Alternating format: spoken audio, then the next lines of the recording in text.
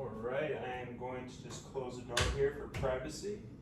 I'm going to come in, I'm going to wash my hands thoroughly with soap and water, then put on some gloves. I'm going to introduce myself. I'm Spencer, I'll be your nurse today. I'm going to verify your first and last name and date of birth. You go ahead and tell me what that is.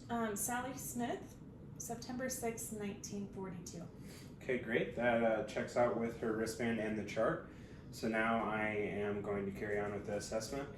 So the first thing I want to do is assess for her orientation and alertness. So I'm going to be asking questions for person, place, time, and situation. She's A&O times 3, so she's going to know who she is, where she's at, what time it is, but she might not know situational based on like why she's here and that sort of thing. So at that point, I might need to get some additional resources to make sure that she is ready and willing to learn and able to do so. From that point, I'm going to ask about medical history. So she does have a history of AFib, hypertension, high cholesterol, macular degeneration, and the main reason why she was in here is for a bladder infection. So with all that said, then I will ask her any social history questions like do you drink or smoke? She used to drink and smoke, and she also still smokes. So this would be a good time to educate her on some of the benefits of not smoking and connect her to any resources to help her quit. Then I'm going to go over the medications. She's on a long list of medications, so I'll go over those with her and ask her when she took those last, and if she had any questions on those medications. I'm also going to ask her, do you have any allergies? She does have allergies to sulflexin and citroflexin. So then I will, after that, I will start in with the actual assessment, and I will ask, how are you doing today? Not great. I'm kind of sad. Yeah. So my patient is feeling kind of depressed, so I'm going to ask some more follow-up questions, like how long have you been feeling this way? Has it changed at all in the last 6 months? Are there any hobbies or interests that kind of take your mind off things and make you feel better? Those sorts of questions. Maybe we can set some goals at that time as well. So once I've done that, then I will start in on the neurological assessment. I am first going to assess the head for any trauma, any lesions, any bumps, bruising. She is on an anticoagulant, so the chances of bruising are greater, so I just want to note that. I'm going to look inside the ears. Just look for any excess wax or anything that could be impairing her hearing. I'm going to check the hearing. Can you hear that? Okay, can you hear that? Can't hear that. Okay, so this patient does have some impaired hearing, just age-related hearing loss in one ear. Okay, so now I am going to just look inside your mouth, look at the mucosal membrane. I'm looking to see if it is pink and moist. I'm also looking for any sores or any broken teeth. If you have dentures, I'd want to make sure that they're adhered properly and they're not irritating in any way. So I'm also assessing, can you swallow? Okay, so she can swallow. She's not at aspiration risk at this time. So then I'm going to ask you to smile, see if you can, okay, can you nod, yes and no? Okay, great, so she has motor function. Can you feel this? Can you feel this? Okay, so sensation is present. So from there, I'm going to work my way down. I'm going to do a skin assessment. Starting off, I'm just going to see if she's dehydrated, do the Turgor tenting test. So it is remaining tented, so she is dehydrated. This would be a good time to educate her on staying hydrated.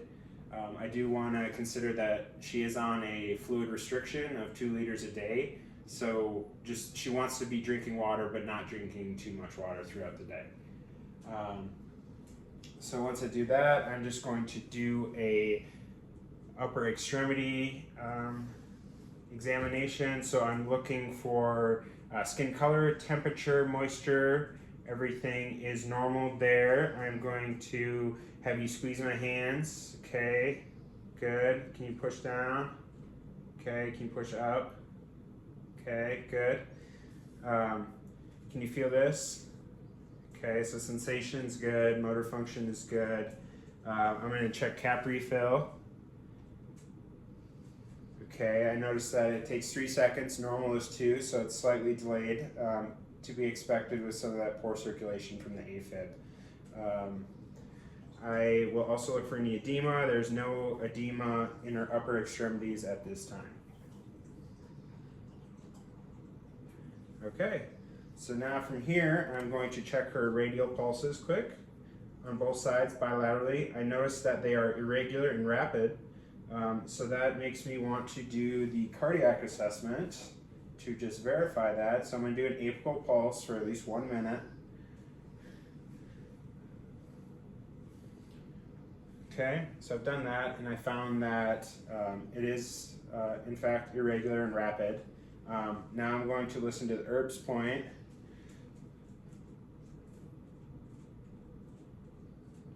Okay, so I noticed a extra sound between S1 and S2, and that is typical for an AFib patient as well.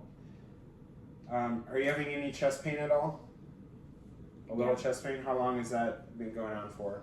A couple days. Okay.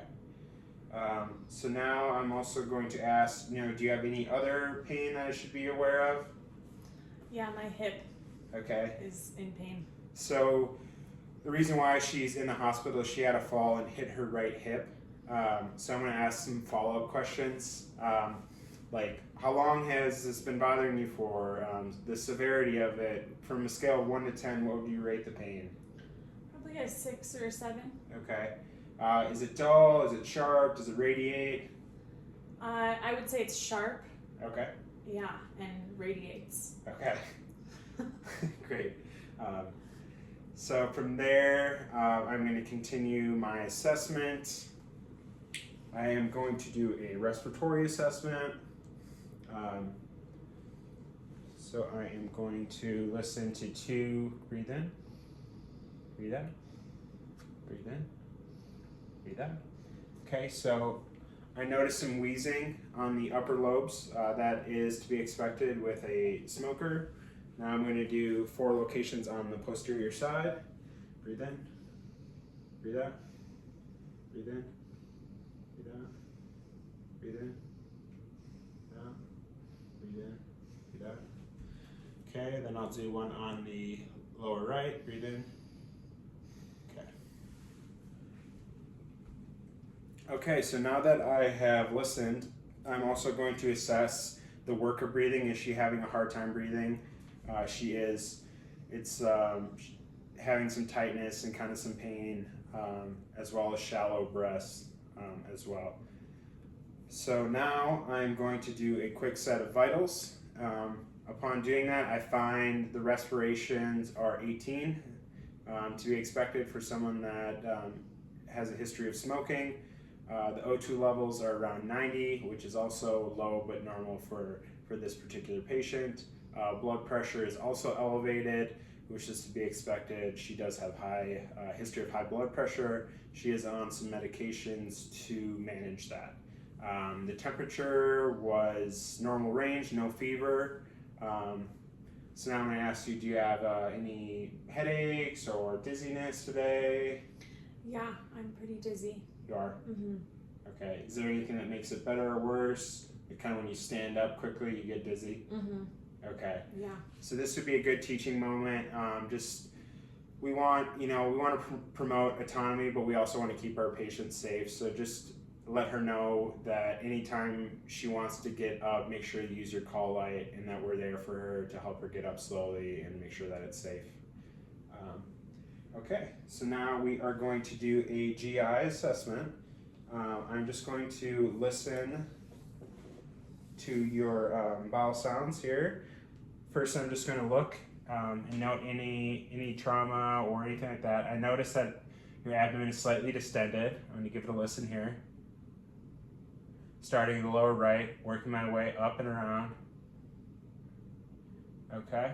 So I noticed that your bowel sounds are hypoactive, and that could potentially mean that you're constipated. So I'm also going to palpate. Notice that it's distended. So when was the last time you went to the bathroom? Earlier this morning. Earlier this morning. Mm-hmm. Have you been having any difficulty stooling? Mm-hmm. Yeah. A little painful. Okay. So that all checks out. When was the last time you had a meal? Also this morning. Okay. What about urination? When was the last time you urinated? Also this morning. Okay. A lot happened this morning. Did you have any pain while urinating? Yeah. Okay. So she was admitted for a bladder infection with that fall. So I just want to note any characteristics of the urine, cloudiness, any blood, that sort of thing. And also because her vision is impaired, she might not be able to notice that on her own. So it's important that I make sure that I'm looking at that. Okay, let's see here. Do you have a cough at all? Mm-hmm. You do have a cough? Yeah. Okay, so this patient has a cough. It's a productive cough that produces phlegm. Okay, so now that I've done that, one more question about urination. Do you ever have it where you're trying to get up and go, then you have an accident, like you're not able to go when you want to go, or that sort of thing? Right. Yeah. Okay. Yeah, I sometimes. Okay, so this is important to note as well, because with incontinence, this can lead to skin breakdown. It can also lead to UTIs and infections and that sort of thing. So I would note that. And now I'm going to do a lower extremity check. I am just looking for the same things on the upper extremities as the lower extremities. So skin color, temperature, moisture, everything looks good. Skin integrity, I'm noticing a little bit of bruising, which is to be expected from the anticoagulants you're on. I am noticing some edema in the feet. Okay. Can you push down for me? Okay, now pull up. Okay, can you feel that? Yeah. Okay. I'm going to check the pedal pulses. They're present. I'm going to check the posterior tibialis. Present. Okay, that's great. Can you lift up your leg? And lift up this one. Okay, good. So she has motor function in her legs and sensation. Okay, so now I'm just going to ask some questions about your sleep. Have you been sleeping okay? Not great. Not great. Have you been having to get up to go to the bathroom? Mm-hmm. Quite a bit. Yeah? Yeah. Okay, so this would be another good education moment to just, inform her that she needs to be reaching out in the middle of the night so we can help her use the bathroom and that sort of thing. And I also want to go over some safety topics with her. She does use a walker with an assist, so just make sure that she's using her call light for that as well. We'd be happy to help her with any ambulating that she wants to do, and that we actually encourage her to walk around as much as she can, and that's going to help with her mobility and circulation and strength and all those sorts of things. All right, that's all I've got for you today. Great, thank you. You're welcome.